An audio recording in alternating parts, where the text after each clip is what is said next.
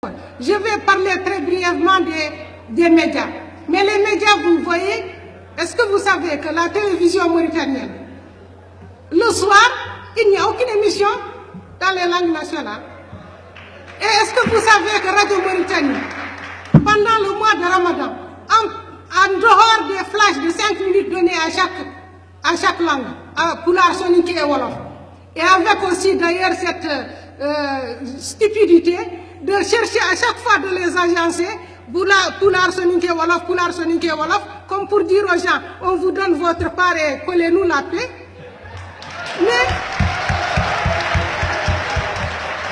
Et donc, je disais qu'au niveau de Radio Mauritanie,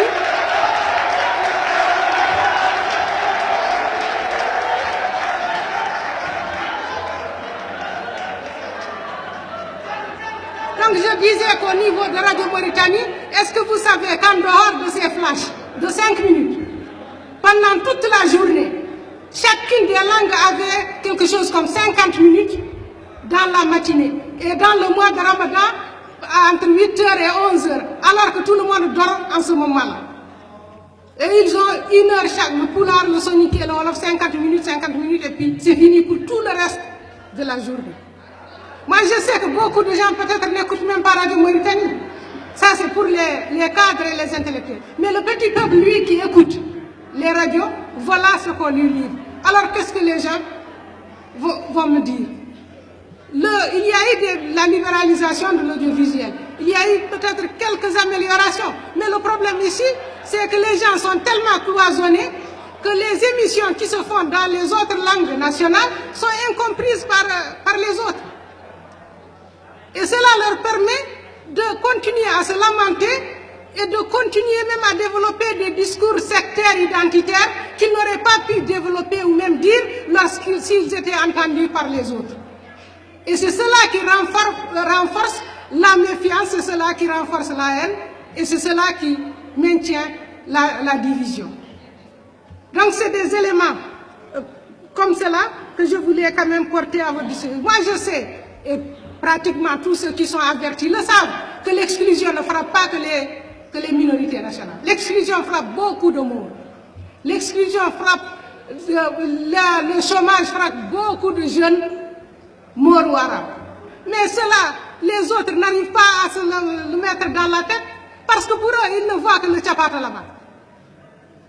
Ils ne peuvent pas comprendre autre chose. Comme ils ne voient que le tchapata c'est le tchapata. Ils ne peuvent pas savoir qu'il y a un autre tchapata qui est exclu ou qui est marginalisé. Ils pensent que tous les morts, tous les safalbés sont de connivence, sont de mèche pour les exclure et pour leur faire subir ce sort-là. Et donc ce que je voudrais dire, c'est que la situation est grave. Et je sais que les remèdes ne peuvent pas être immédiats. On ne peut pas du jour au lendemain corriger cette situation qui existe. Mais si on fait des efforts, je crois bien qu'on va y arriver. Et ici, ce n'est pas seulement au pouvoir, parce que moi je suis sûr que je ne m'attends rien de la part du pouvoir actuel ou des pouvoirs semblables. Mais l'opposition, elle a un rôle à jouer. Son rôle, c'est d'appuyer d'abord les revendications. Et pour éviter, comme il a dit, la naissance des courants sectaires ou des courants identitaires, la meilleure manière de leur barrer la route, c'est de prendre en charge leurs revendications. Que le FNDI prenne en charge ces revendications. Et lorsque le FNDI, en particulier la composante arabe du FNDI, prend en charge la revendication liée à la question haratir, les revendications liées aux souffrances des négro-africains, je suis sûr que ces groupes finiront par se dissiper et finiront par se ranger. Et donc c'est